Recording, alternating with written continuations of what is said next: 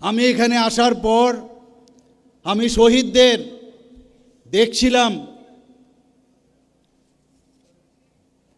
এই শহীদদের যখন আমি শ্রদ্ধাঞ্জলি দিচ্ছিলাম আর ওনাদের কাছে আশীর্বাদ চেয়েছি আমি, যে আপনাদের যারা যে উগ্রপন্থীরা আপনাদেরকে খুন করেছে তাদেরকে আমাকে শক্তি দিন, আমাকে শক্তি দিন, যাতে তার বিচার অন্ততপক্ষে আমি করতে পারি, আমি চেষ্টা করতে পারি, সেই আশীর্বাদ ওনাদের কাছে চেয়েছি। অত্যন্ত আজকের এখানে এসে আমাদের মন কিন্তু অত্যন্ত ভারাক্রান্ত।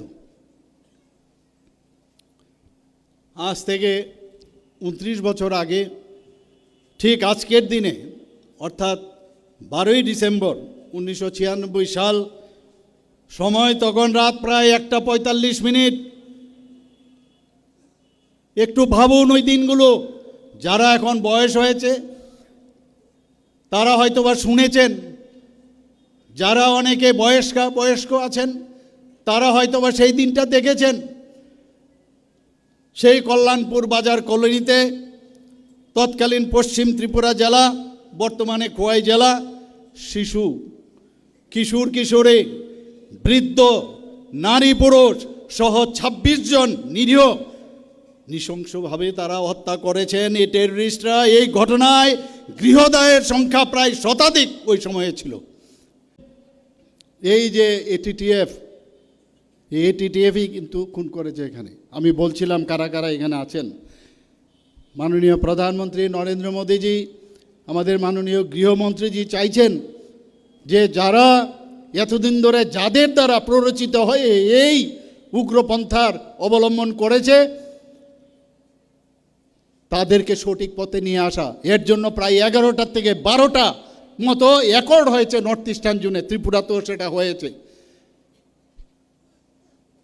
এবং কিছু গাইডলাইন্স দেওয়া হয়েছে।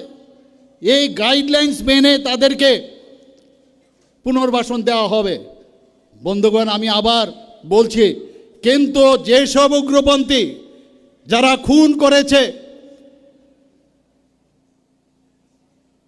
যারা অগ্নিসংযোগ করেছে, যারা দর্শন করেছে, তাদেরকে কিন্তু ছাড়া হবে না বন্ধুগণ। যতই ওরা আত্মসমর্পণ করেন, এখনো আমি দেখি অনেক সময় ওইসব উগ্রপন্থী এখন মুখোশ পরে নানাভাবে সমাজকে সম্বোধন করেন, আজকাল আমরা দেখতে পাই। কিন্তু বন্ধুগণ, উপরওয়ালা সব দেখছেন, আর আমাদের মাননীয় প্রধানমন্ত্রীজি দেখছেন, গৃহমন্ত্রীজি দেখছেন, কাউকে ছাড়া হবে না। আমি আপনাদের সামনে বলছি, আমার যথাসাধ্য আমার সরকার এবং আমাদের মন্ত্রিসভার সদস্যদের নিয়ে এবং আমাদের পার্টির সমস্ত যারা কার্যকর্তারা আছেন তাদের নিয়ে আমরা অবশ্যই তাদেরকে শাস্তি দেওয়ার যা যা দরকার আমরা করব বন্ধুগণ।